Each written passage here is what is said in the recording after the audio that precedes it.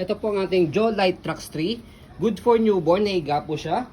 Up to 4 to 5 years old. It depends pa rin po sa laki at timbang ng baby po ninyo.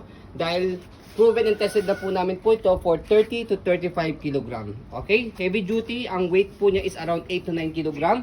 So every time na meron kaming ganitong stocks, sinusubukan at tiyatry po namin siya. Okay? So sakyan ko muna para make sure na okay sa inyo. Ayan. So ako 66 kg. As you can see, ayan, kayang-kaya po siya. Okay? So ito po i-recommend po namin sa mga naging buyers po namin and satisfied naman po sila dahil kayang-kaya po yung baby po nila. Okay? Already washed and ready to use na po ito, pero kung hindi po kayo satisfied sa wash po namin, pwede nyo po ulit siyang i-rewash. Okay? So malinis na po siya. So ito po yung details po niya, design po niya kapag ka nakaupo. Okay? And then naka full canopy.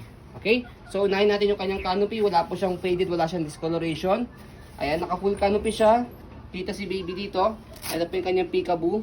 Okay, para air cool. Malamig kay baby. Next, zipper. Ayan. So, ganyan po siya kapag nakaupo. Yung leg rest, pwede nyo po yung babae po ito. Press nyo po ito dalawang side. Pag nakaupo siya. Angat lang po kapag ihihiga nyo po siya. Okay. Ang kinagandaan kay dito kay Joe Light Trax 3 is malapad siya and then mahaba. Okay, kaya mas magandang talaga sa mga big kids. Especially kung gusto nyo po yung pangmatagalang stroller po. Okay. Belt lock, wala po siyang putol, 5 harness, safe na safe kay baby. Okay? And then front handle, ayan, may pad pa siya rito.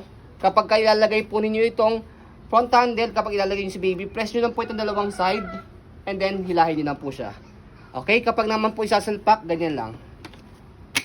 Okay? Next natin yung kanyang footrest, tapakan ng paa.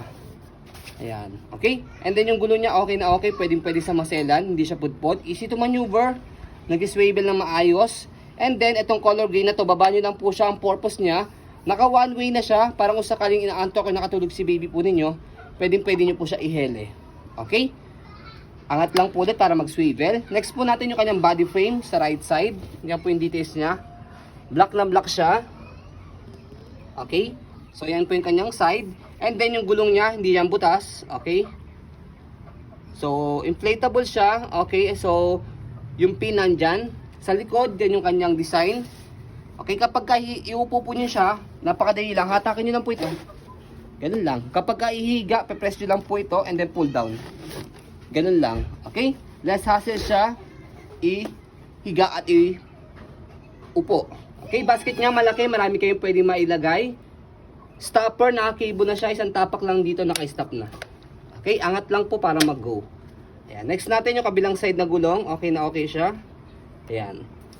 So, yung pito niya, nandyan din. Kompleto rin po yan. Body frame sa left side. Yan po yung details. May tumatawag siya. Ayan. Okay. And then, next natin, ayan yung kanyang handle. Ayan.